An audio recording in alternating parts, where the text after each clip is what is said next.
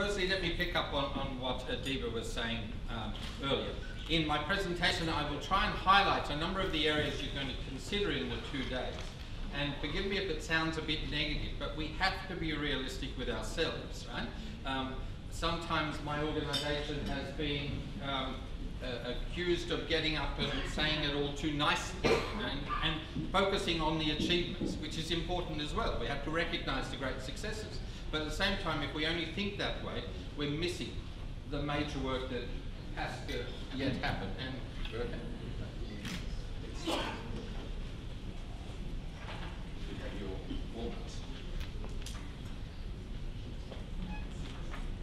And in our region, one of the greatest challenges is that, to some extent, we're going backwards rather than forwards.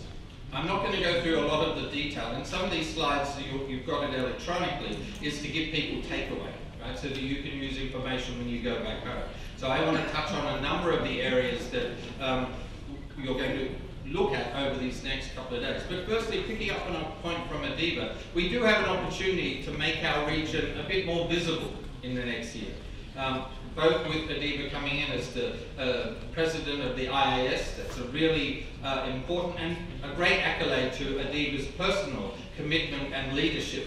But in addition to her, we also have Lady Rosalind Marauta, who's the vice chair of the Global Fund on AIDS, TB and malaria. And she's from Papua New Guinea, a very deadly epidemic in our region. So having two very strong voices of the region in global leadership roles is going to be a good opportunity for us, and we need to harness that, because I would subscribe to the same theory as Adiba, that we're being overlooked, even though we've got the second largest number of people living with HIV in the world, after sub-Saharan Africa, because the overwhelming focus, and rightfully so, the size of the epidemic there. So I don't need that. Let me just touch on a couple of things here. The first point for our region to show the fact that we're not moving as we should is this slide. Here we see a 16% decline globally in the period to 2018, the 8 years. The slide below, graph below, shows 9% decline for our region. Now, when I got up last year, and I've been doing this job 2 years, I got up last year, the bottom part of this slide would have said 14%. So that in and of itself should be telling you what we're seeing happen. We're going backwards in terms of the decline of new infections. We have less this year than we had last year, so the percentages are not working for us. Right? So there's a whole range of reasons that are impacting on us with this. And I want to just touch on a few areas that we need to look at when we're considering what's happening. It's just like at country level, we don't always look at the national data. So if we look at the regional data, it doesn't always tell us the full picture. And we've seen some dramatic changes. We have the fastest growing epidemic in the world right now in the Philippines. Now, Philippines was held up as a success story not so long ago, right? So something significant has shifted in recent times, or has been growing and not been observed and not been changed in terms of program design to address it, right? Even here in Malaysia, you can see 4%. Now, Malaysia was doing so well. It was held up the great harm reduction, pragmatic approach the country has had, where the main epidemic impeded, not the only epidemic in the country. But the resurgence now is through sexual transmission, and particularly, of course, sex between men. So you have a mixed bag here. Indonesia, it looks like it's doing well. But other data we'll see in a moment shows us that that's not quite the picture that one would want to have. It's not through good programming and prevention that we're seeing a decline. It could be through rather negative reasons. So where other countries, Vietnam, Thailand, Myanmar, are all doing very well in terms of bringing some level of the epidemic control that we're all looking for. Right? You can see on the right the size of the epidemics. The diversity of our region is a challenge. I was in Fiji about 3 weeks ago, and their figures have doubled in the last 2 years. Right? Now, when we go from 60 to 137 people newly infected, it may sound little when we think in the scale of Africa, but to a country of 800,000 people, it says something's not quite working in terms of their response, right? And Papua New Guinea was another country that I visited in that same trip, and the epidemic there is also not coming under control, it's going in the reverse. So we have the big epidemics of China, India, and we have a mix around of different efforts. A quarter of new infections currently amongst the young, and that's a critical thing that we need to keep in mind over these 2 days. Are our programs actually targeting the next generation and the people who are becoming infected in our countries? And I can see nodding. People recognise that we need to look at the world differently. Oops, I'll skip that. Yep. They're making me skip that. This is a decrease. This is the young people slide, and you can see a mix here, right? We overall have a decrease, but we have rising infections amongst young people in different countries, right? The Philippines says it. It's a new epidemic in the Philippines in a sense. It's a new generation, and it's through different modes of transmission. I often get up and Dr. Anita at the back and others have heard me with this question. I get up and I ask people at workshops now, you know, what's the main mode of transmission in our region? And I get the mix of answers. Sometimes people give me populations. They're not a mode of transmission. They're the people affected or at risk. But for me, one of the issues we really need to look at is the whole issue of the virtual space. And that's where our young people live. And Malaysia's done some great work of trying to break that down and understanding the dynamics of young people's lives today. And I feel very old when family members are using their phones and I have no idea what they're doing with them. So where the young people live, a lot of our programs are not matched. So we see a mixed results here. And results aren't always great because it does depend on the country's analytics to help us understand what's going on. And that's not even across the range. Here we see what you all know, what are the mix of groups being affected, right, and where the infections are occurring and which populations. 30% amongst men who had sex with men across the region, and it's been rising steadily for the last 5 years. So it says something to countries that need to look at their existing epidemics and where the rise in new infections are occurring, and their programs may not be as nimble to shift to where they need to be. And that's at the challenge with limited resources so that we don't lose the good work that's happening in other programs. And we still have a lot, if you look at the pink and the grey, 25% clients and the rest of the population. In many places, because of the increased stigma and discrimination, people are less willing to disclose risk of transmission, right? And so this is a real challenge for us when we're doing programming to understand where the epidemic's really happening. So this is an important area that countries need to look at unblocking. We get past the national data and look at the variations here. Indonesia, people who inject drugs, 29% national. In Jakarta, it's 44% prevalence. Jump down to here, 22% national, 43% in KL. So we have very big differences. Transgender the same. Female sex work in Myanmar. If you start looking at particularly urbanization, which is a growing trend across our region, we have very different epidemics when we look at the sub-national level, and that's the other critical thing we have to keep in mind. But it's important here not to try and blame. I saw an article in the world's Wall Street Journal overnight, focusing on the Philippines, and we helped give them information for the article. But the headline made it sound like the surge in new infections was because of social media apps. No, infections have always, especially HIV, has always been very dynamic in shifting to where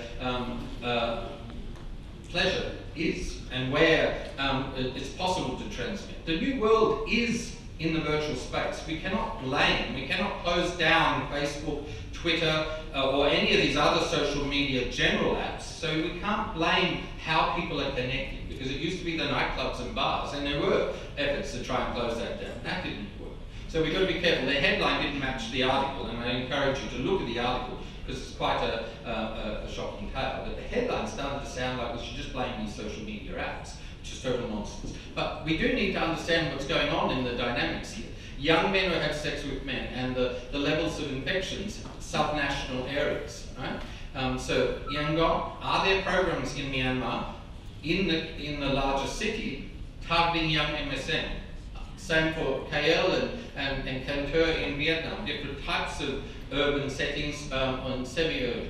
But on the right-hand side, something we need to look at is how do we target people? How do we reach them?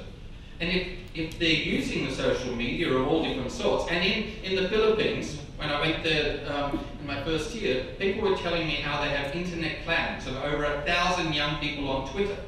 So that means we have to get into those clans, we have to get messages out to them, so our programs need to understand how to interact in that environment. But we do need to recognise the impact and understand which of these apps are the ones we need to work with, right? Not see them as a threat or a public health threat, but to work with. Heavens, it's not 15 minutes yet. I know I can talk a lot, but that's one. This one I'm not going to unpack for you. This is something for you to think of, and it's the interconnection, right? The positives and the challenges, right? So what are the barriers to get to the young people? The virtual space is their space, so we have to be there, right? The apps are part of that. The other thing that was touched on and Eva mentioned you're going to look at is this whole issue of consents. And we are really not doing well with this area. Now, for a number of reasons. There's the fear of extra stigma, extra programmatic challenges if we start highlighting this, and in some countries, the sheer risk of physical violence or death to the people if we're starting to connect them to drug use issues, right? So we have some real serious challenges in our region that we all need to look at in our own country context. But we need to reach them. The new services, either for sexual reproductive health or for PrEP or testing, new models of testing, there are good opportunities, new technologies, but how do we get to them? And the traditional approach is not necessarily the one that we need to use. Here's a good example of how the virtual space has been used in Vietnam to reach people that the traditional programs were not reaching. So here, this is internet-based Vietnamese men having sex with men. 70% were in that young age group who don't come into our services, right? 66% had multiple partners. Of course, they're young, right? 66% were hidden. It's about social stigma. It's not illegal in that country, but social pressure and stigma forces men to marry and not to disclose their sexual behaviours. And 77% had never tested. So that shows the importance of how we're going to have to reach that population in that country and the great opportunity that using the internet provides.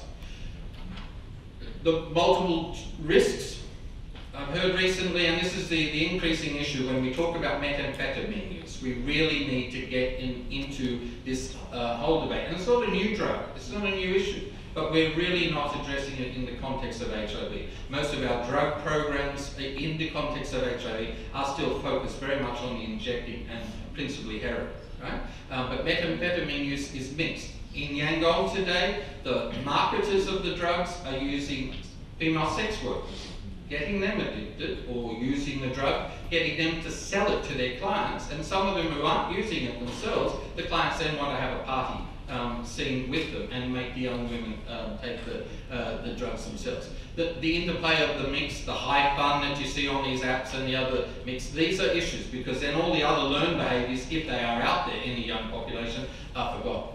On the right it shows even in places with big, strong programs like Australia, you can see the issues there that need to be looked at when we're looking at the populations, right? So it's across the region in diversity. Innovations, this is around starting with injection drug use, but on the left-hand side you can see the gaps in prevention. Prevention to me is still the greatest challenge in our region, because we are slowly doing better with treatment, and I emphasise the slow because in some places we're not doing well at all. But it is still very much better than the prevention scene, and that's largely about where the resources are applied and where our governments are applying the resources, because in our region most of the money is domestic, but it's going into treatment programs or parts of the treatment cascade and not enough into prevention. So we just got the tap running while we're trying to empty the bowl underneath. So you can see Port Moresby, the gap between coverage of 38% and what the need is. Malaysia and transgender, the Philippines.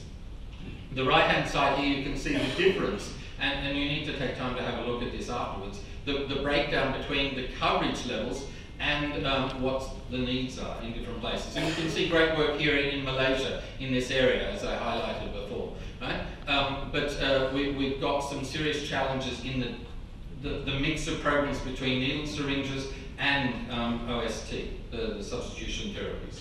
Right? So it's all suboptimal levels.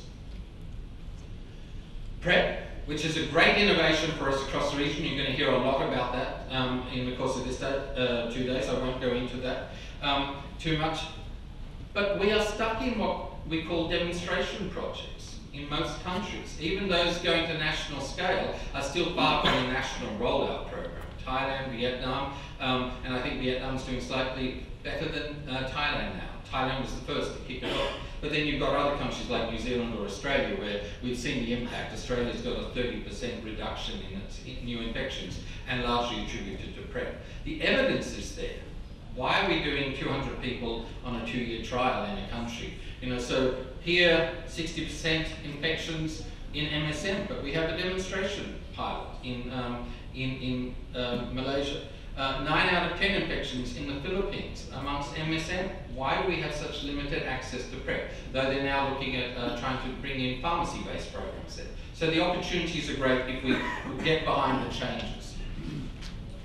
But it's, again, breaking down a number of the other issues that we're not getting into when we look just at the program side that we need to address. And a lot of that's about the political complacency or the reversing trends. Like in Indonesia, where, you know, after all these years, they're trying to bring in a law that bans sex outside of marriage and then has a major negative impact, particularly on the communities most vulnerable to HIV in that country, and their program's not doing well regardless. And so you add that on top, and it makes the challenges even greater. Adiba said I was going to focus on the challenges, so please don't look at me and say he's just giving us all a negative. We have to look at how we address the positive aspects within it. Testing is another area where there's opportunity, but we start from the base of about 50% coverage of testing of all types, right? And that's a challenge. That means we need to innovate. We have the knowledge, we have the opportunity, but we're not seeing the program shift quickly enough and innovate. And it's for a whole range of reasons. So in your discussions on testing, we need to challenge why is that. Look at the mix here. And now this is just a sample. It's not as detailed based as we'd like. But community-based testing, 20 out of our 38 countries. 12 only allow lay provider testing. Now, if you've got barriers to get people into your service clinics, your government-run clinics, this is an obvious. We need it out in the community where people are. And even more importantly, if people are afraid because of new laws or increasing stigma and threats of violence by being identified by a risk behaviour, we need to go to self-testing. The tool is there. The ability to do it is the challenge. 4 out of 38 countries only allow that. And this is Cambodia, China, Laos, Nepal. They're very different epidemics. But we really need to work out new delivery models for this. There are some online opportunities where you can just go in India and Mumbai. I can go online and one of the big NGOs, Hamsava, will send me the test kit. They'll then do the counselling online because I'm probably working 9 to 5. I don't go into the clinic, or I don't want to go into the clinic. And then once I've screened myself, I then need to make some judgments. And that's where it's important for us to shift gears and modernise our approach. ART. I'd like you to focus on the pink.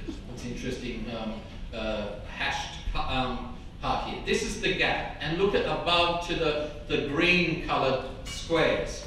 This is countries that have same-day ART initiation. Yet, why do we see such a big gap in terms of treatment coverage? Right? The pink is the people who are aware of their status but not on treatment. So there's some really important work to be done to understand what are the barriers to getting people into treatment who already know. And part of it is the cascade and the connection between our testing services and our treatment services, but there are a whole range of other reasons, right? And you can see Indonesia on the right doesn't have same-day initiation, but look at that gap, right? People who know their HIV status and are unable to access treatment. Serious work needs to be done to address this, right? We have success stories here. On the left-hand side of the graph, From Cambodia, almost nobody missing out on their treatment. Largely externally funded, so a different challenge in terms of sustainability, but then go across to Myanmar where it's a mix, Mongolia and others. China, and you look at the countries who are self-funding a lot of their programs and you see much better results, but we do have a mix in success, and it shows how quickly it can be done. Myanmar 5 years ago, we wouldn't have had these results, you know. So they've been really investing in trying to get the cascade to work between testing and into treatment and diversification. So we've got a mixed results here, without going into the details. The overall 390s, I get sacked if I don't talk about the 390s, but it's important to look at that linkage. Right? So in the red, you can see how we're going across the region, but on the right-hand side, it's important to also look at the different populations and what's the difference between children, between women, between men, right? And where are we getting in terms of testing and into treatment and then viral load.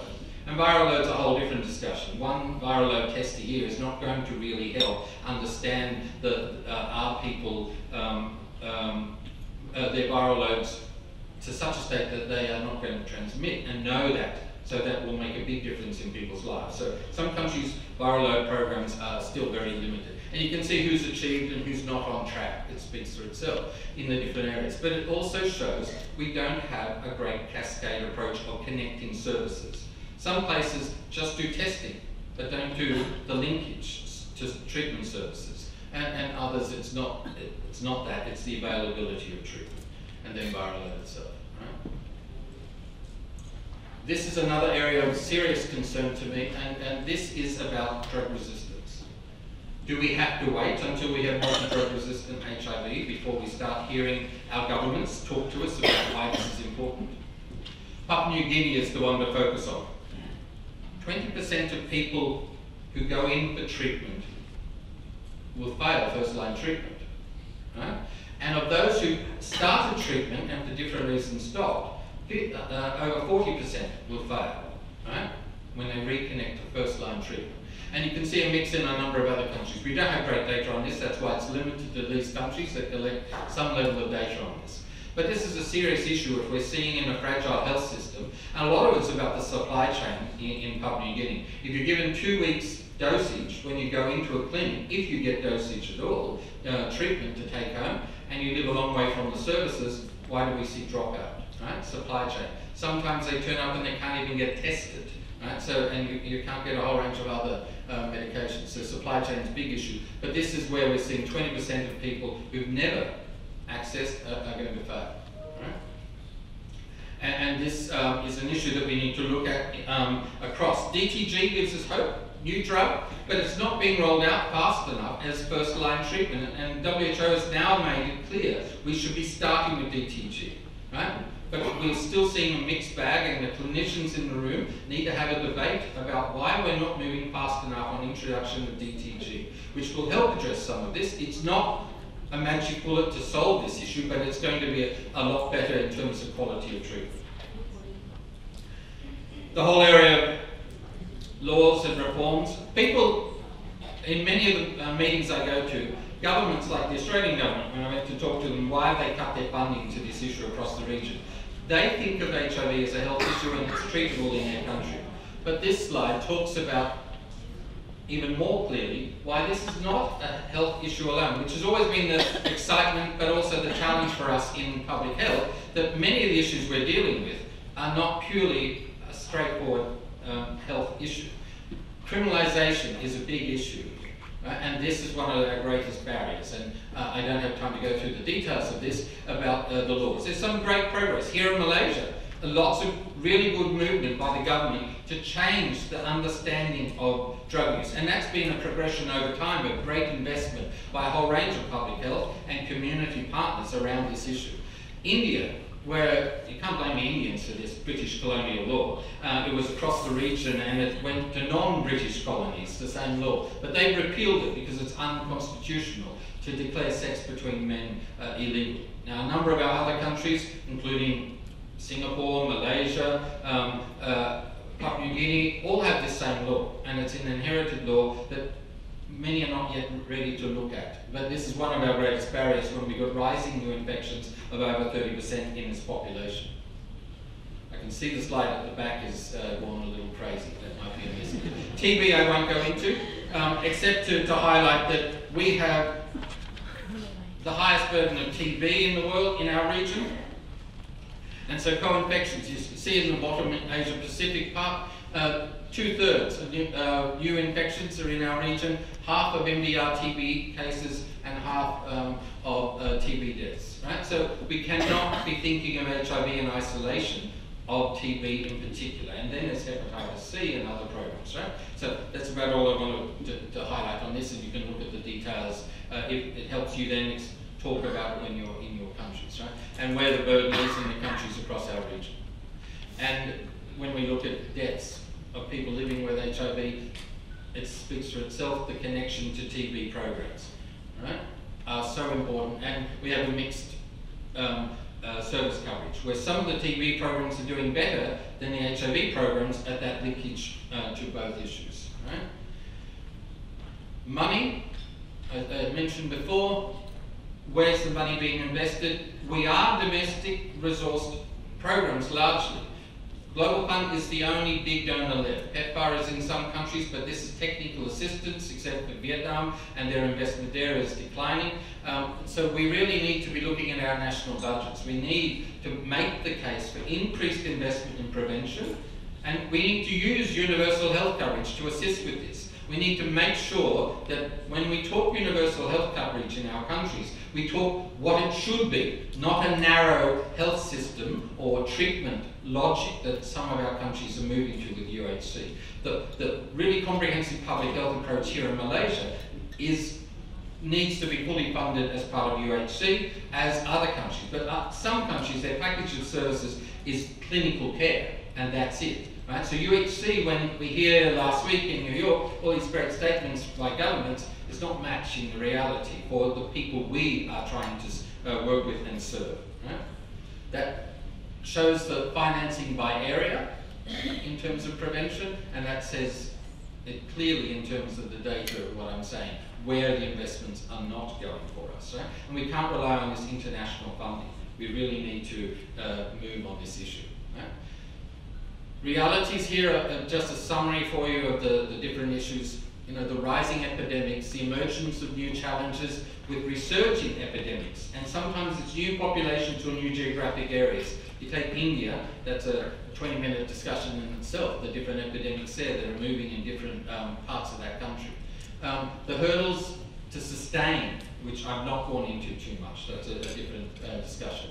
The patterns, the dynamics, the technology, digitalization, we need to really innovate around this whole area, as we do need to look at the multiple risks of chemsex and other issues that you're going to look at today. Right? And the shrinking space for civil society is another challenge for us, and that growing conservatism that's muting the voices that were so strong in getting the change that was so essential and remains essential for HIV to be successful. The scale up, particularly viral load, has to be improved here, because we can see an impact, both in the understandings of HIV, the message, if my HIV viral load is so low it's undetectable, I'm not transmitting HIV, changes the whole dynamic when we start thinking about that message to the public. Right? Donor dependency issues, stigma and discrimination. And four areas that we need to focus on in the way forward to leave that part. Okay. So thanks very much. That's a few areas to highlight, and it was talking about the challenges and the gaps that remain. Despite the great work I'm sure we'll hear about over the next couple of days, we need to really focus on the unfinished business if we're going to get epidemic control. And we're not meeting the 2020 targets, right, which is next year. We need to set new targets, 2025, and I'm pleased that the Malaysian government's going to partner with us on a meeting of national program managers here in November to be talking about what's next for 2025. But we're going to really need to reboost the political dynamic of this to get the commitments there, so we don't lose the successes that we've achieved. Thanks very much.